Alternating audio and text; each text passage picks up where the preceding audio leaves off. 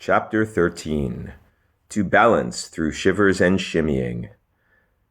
If she thought anything about her reckless husband in his precarious field with what she imagined to be foolhardiness, or just plain insane thresholds for anxiety teetering atop the makeshift tower hundreds of feet above a dangerous construction zone, her knees would buckle, and she would collapse with the dizzying reality of how fearless her mate truly was.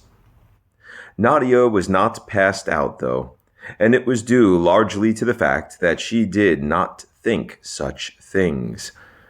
In fact, to be immune to the awe she would be struck by, she tended to take a mental stance counter to what she could surmise was his way of being, his forms of thinking. It was not so much that she defined herself against what she knew her husband to be, but that she allowed him to view her definition of being as being a type of opposition to him. She hoped that she did not play the role too well, and that he knew she was being oppositional at times just to give a modicum of balance to what he would bring to bear into the hovel of family culture they provided for their daughter.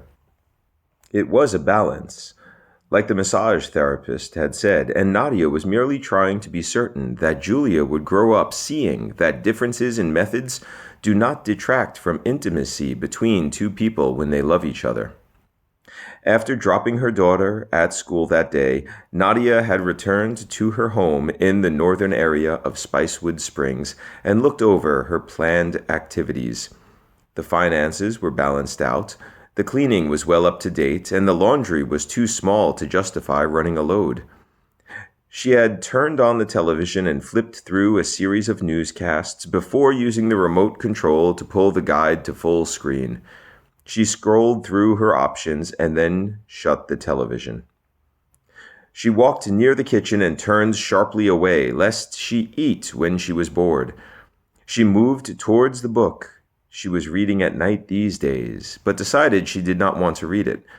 The allure of the game she had taken up on the family tablet was none too strong, and she felt an uneasiness in that she had lapsed into her own parenting method of high safety. She was struck in the concept and did not enjoy it. It was at that point that she figured she had a little extra gas in the car, a little extra spending cash, and a little extra energy to expend on something other than staying within the house which she loved so dearly. Her home was to remain her home and not be a cage of any sort. So she pulled herself together and embraced the fact that she was a mid-30s mom of one living in Austin, Texas. She was smart and appreciated the beauty and eclectic nature of human artistry. She ventured out toward the downtown of Austin's east side to try to see what the living culture of Austin looked, felt, and tasted like. Driving south at this late morning hour left the road relatively open after the rush hours. Although she trusted herself to drive attentively, she still avoided using the radio for the first 15 minutes until she was bored on the highway.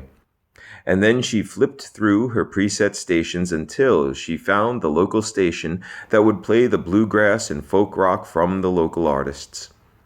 The gritty production quality of the music gave her the feeling of being connected to an authentic artist's scene, and she was happy with herself for enjoying this over the popular music stations. Truthfully, she would have listened to the pop stations, with their national syndication and music with the commercial flair, if it was her only choice between that and the news stations. She had reached her level of tolerance for the sad and perpetual news cranked out from all angles. She was not without sympathy, and her heart went out to those people who were victims of the civil unrest that caused them to flee from their homeland, as well as those who were direct targets for the terror wrought by destructive and violent actions of people crazed by misinterpretations of culture. She even kept the terrible circumstances from the Asian nation in the back of her mind because of the pain and suffering her fellow humans endured there and elsewhere. She had reached the limit of her ability to empathize with the suffering, though, and had to find ways to not be overly attentive to it, lest she crumble in upon herself with pain for such atrocities as were occurring in the world right now. Pulling off the highway, she had to make a left turn at the end of the ramp and came to a stop at a red light. A man was standing on the corner, looking haggard and worn by long exposure to elements and unhealthy or minimal nutrition.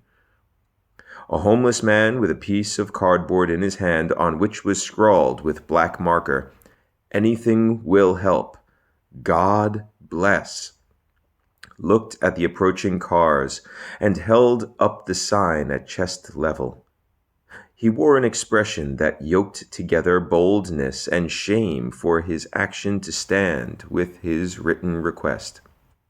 He tried to make eye contact with the drivers of the cars that approached, but was truly just counting the cars to pass the time. The silent pleading expressed by his eyes wrenched the heartstrings of Nadia. She fished into the center console of her car and grabbed 2 coins of little value.